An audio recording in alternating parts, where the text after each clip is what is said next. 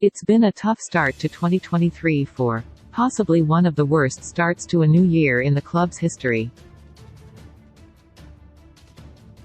And as the rest of the continues to pull ahead of Jürgen's side, things are slipping away when it comes to achieving the club's objectives. The is the ultimate competition. That's a universally agreed statement. Ask any player what they would prefer to win, and the trophy is normally the biggest priority.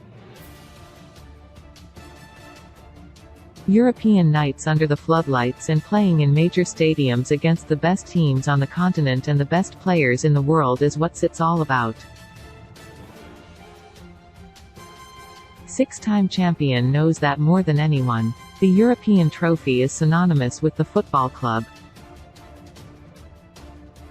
It's where belongs. Philippe Coutinho transfer update, $128 million Manchester United bid, rivals round up departing data head who recommended Jürgen Klopp has already settled FSG, sack truth however, given the club's poor form since the start of the year, qualifying for next year's is looking unlikely. At this point, while not impossible, with having achieved a similar miracle thanks to Alisson back in 2020-21, it very much looks like an uphill battle, one that is dependent on a certain amount of fortune. What is more likely is potentially playing in the Europa League or the Europa Conference League next season, although even that is far from guaranteed. But should the Reds qualify for either of those two competitions, it's still a better situation than not playing in Europe at all. Especially because Europe can be extremely beneficial to Jürgen's side. After all, it was a run to the Europa League final back in 2016 that first motivated to go on to achieve bigger and better things.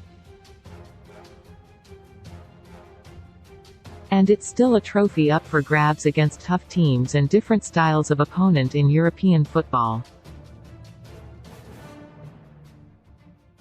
That last part could be especially beneficial for Klopp in order to bed his youngsters in. Right now the likes of, and are going to be given limited opportunities since are not competing in any of the domestic cups. However, the Europa League could open the platform for them to impress and catch the eye. It's a competition that was extremely beneficial for Arsenal in that sense. The likes of Buyako Saka, Gabriel Martinelli, Reiss and Nketiah all benefited hugely from playing in the Europa League, testing themselves against tough opposition before making their mark in the as well. Teams in the Europa League can often be significantly inferior to levels, especially in the group stages. That would mean more opportunities for Klopp to test his younger players out during that part of the competition, rather than trying to accommodate them in an altogether more difficult and higher stakes campaign. Of course, don't want to remain in the Europa League or the Europa Conference League forever. But for one season, while Klopp rebuilds his team and integrates some of his younger players to rejuvenate the squad, dropping out from the could in some ways even prove to be beneficial for the club. For proof, just look at Saka, who is making his case for the Player of the Season accolade after a grounding in Europe's second-tier competition. Transfer news as Jürgen Klopp wants exciting $96 million duo including 7-goal playmaker. I went to Dortmund to watch Jude Bellingham and returned even more desperate for transfer.